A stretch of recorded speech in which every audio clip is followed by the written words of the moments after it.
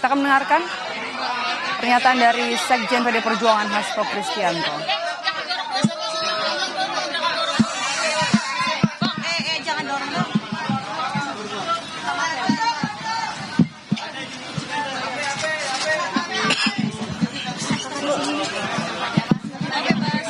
Bentar ya.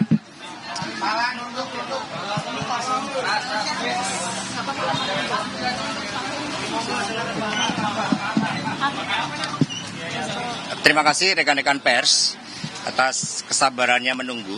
Jadi hari ini telah dilakukan suatu rapat yang dihadiri oleh seluruh ketua umum dari parpol pengusung Pak Ganjar Mahfud, Ibu Mega, Pak Mardiono, Pak Haritanu, dan juga Bang Oso, serta seluruh tim inti dari TPN 03. Di dalam rapat itu, setiap ketua umum menyampaikan arahan-arahannya, dan kemudian ketua TPN, Mas Arsyad Rashid, menyampaikan laporan terhadap potret dan dinamika Pilpres, dan dari situlah kemudian dikerucutkan pada beberapa hal, yaitu yang pertama bahwa Pilpres tidak ditentukan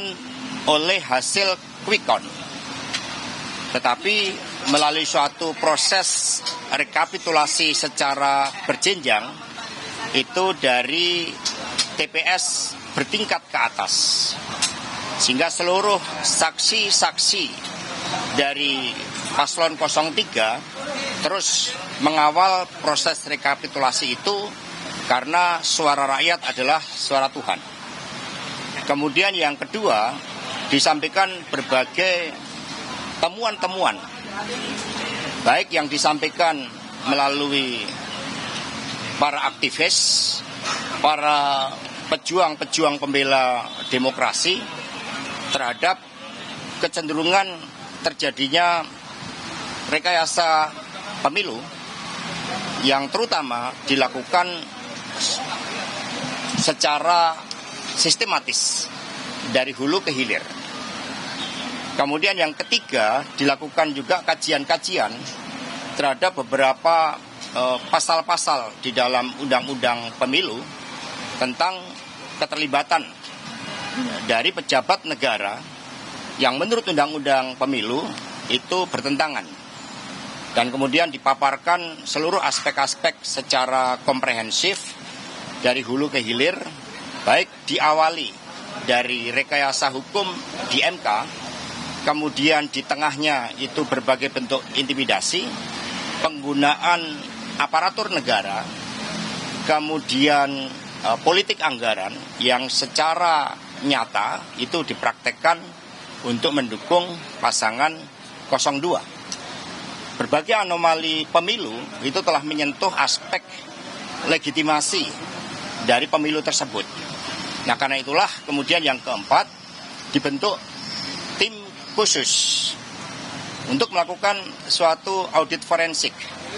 Dan tim khusus ini nantinya akan terdiri dari pakar hukum, pakar IT, kemudian juga demografi, dan setelah itu mereka-mereka yang memang punya pengalaman di dalam mengungkapkan bukti-bukti material agar apa yang menjadi ketentuan pelanggaran secara terstruktur, artinya melibatkan suatu kekuasaan masif itu dengan suatu orkestrasi yang menyeluruh dan sistematis dengan orkestrasi yang menyeluruh dan dampaknya adalah masif.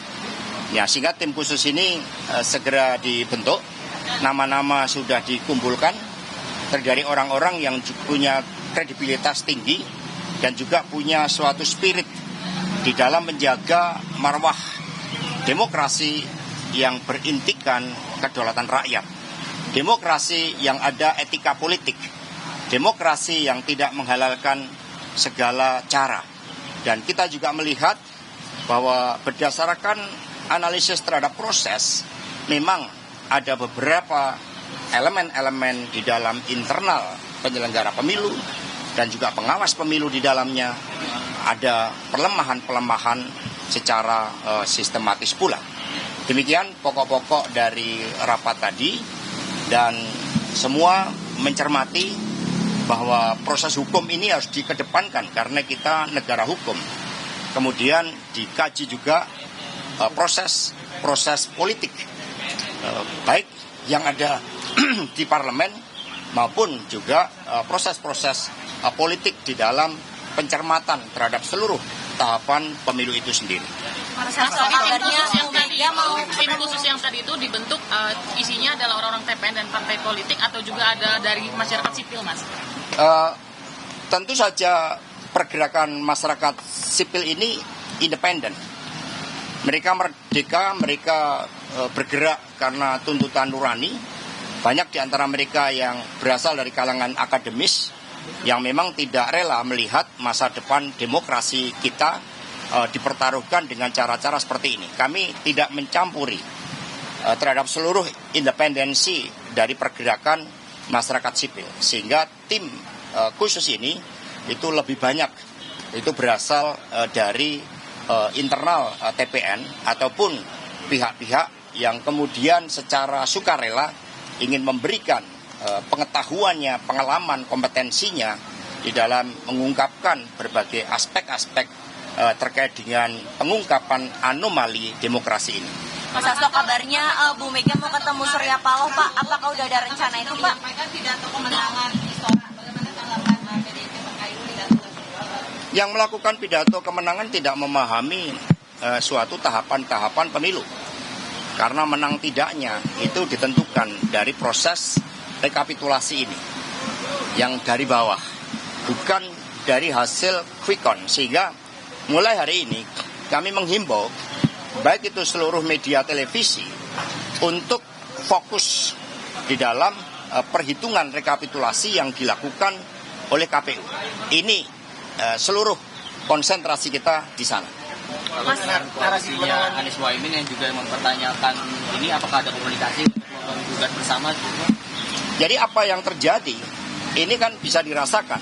Buktinya terjadi suatu perbedaan yang sangat tajam antara apa yang terjadi di dalam warga negara Indonesia yang di luar negeri, yang bebas dari bansos, bebas dari intimidasi, bebas dari pengawasan oknum-oknum aparat, dengan apa yang terjadi di dalam negeri. Prinsipnya hak konstitusional warga negara itu harus dijaga, dan hal ini itu yang berdasarkan laporan yang kami terima, tim 01 juga merasakan hal itu. Tetapi masing-masing bekerja dengan independensinya masing-masing, dengan ruang lingkupnya masing-masing. Mas, kabarnya Pak Surya Paloh mau ketemu Bu Mega, Mas. Itu udah ada info resmi itu seperti apa terkait rencana tersebut? Kami belum menerima kabar terkait hal tersebut. Mas, meskipun masih quick count, tapi kan beberapa basis PDIP seperti Jateng, Bali, NTT, bahkan di beberapa jumlah negara daerah lain itu jebol oleh Pak Prabowo dan Mas Gibran. Ini ada tanggapan Mas? Ada justru itulah yang salah satu anomalinya, karena pergerakan dari struktur itu sangat masif. Meskipun kami melihat bahwa elemen-elemen kekuatan penggerak dari PDI Perjuangan seperti kepala-kepala daerah dari kami, banyak sekali yang dilakukan intimidasi dengan menggunakan proses hukum. Tetapi ini kan dirasakan, tetapi bukti-bukti materialnya, nah inilah yang kemudian dirumuskan oleh tim khusus tadi. Mas Hasto, narasi kemenangan semalam, Mas Hasto. Apakah akan menjadi oposisi PDI Perjuangan? Jadi di dalam konstitusi kita bukan sistem parlementer, tidak ada istilah oposisi. Dari pengalaman PDI Perjuangan 2004-2009, posisi saat itu 2004-2009 adalah berada di luar pemerintah. Ini adalah sistem pemerintahan yang kita bangun. Di luar pemerintah artinya ketika ada kebijakan-kebijakan yang pro rakyat, membangun kemampuan bangsa ini secara agregat, secara kolektif untuk kemajuan, didukung. Tetapi ketika ada yang berbeda, misalnya impor beras yang merugikan kepentingan petani, nah di situ menyampaikan suatu sikapnya. Nah terhadap sikap-sikap politik itu tentu saja belum tahapannya ke sana, Karena tahapan saat ini adalah mencermati seluruh proses rekapitulasi penghitungan suara dari KPU yang nantinya akan dijadikan sebagai basis pengambilan keputusan terkait dengan penetapan pasangan calon terpilih. Mas Hasto, keunggulan Prabowo Gibran sementara ini disebut karena adanya Jokowi efek, Mas. Apa Mas Hasto setuju dengan itu? Jadi kita ini membangun people effect. Ya, kekuatan kolektif Indonesia sejak dulu tidak dibangun oleh kekuatan orang per orang. Terlalu berbahaya kalau republik ini bertumpu pada kekuatan orang per orang. Sehingga yang ada adalah suatu penggunaan dari instrumen-instrumen negara dari hulu ke hilir. Mas Hasto, narasi kemenangan semalam ini juga ditutup dengan ajakan merangkul semua pihak, Mas. Nah, PDIP dari hasil real quick count ini menjadi salah satu partai yang kembali memenangkan pemilu. Apa sebenarnya respon dari ajakan rangkulan tersebut? Ya, sebenarnya apa yang ditargetkan oleh PDI Perjuangan untuk menang 3 kali berturut-turut terkait dengan PDI Perjuangan berdasarkan rekapitulasi internal kami mendapatkan kepercayaan rakyat. Tetapi tugas kami kan juga mendorong bagaimana partai-partai politik betul-betul mendapatkan suara sesuai dengan dukungan rakyat tanpa adanya suatu anomali atau suatu hambatan-hambatan secara sistemik terhadap upaya untuk mendapatkan suara dari rakyat itu. Nah, sehingga ketika ada pihak-pihak yang kemudian menyampaikan pidato kemenangan, menyampaikan berbagai janji-janji manis, tentu saja itu terlalu dini. Karena tahapan kita sekarang belum ke sana, kita mengawal bersama-sama agar suara rakyat betul-betul bisa dipertanggungjawabkan.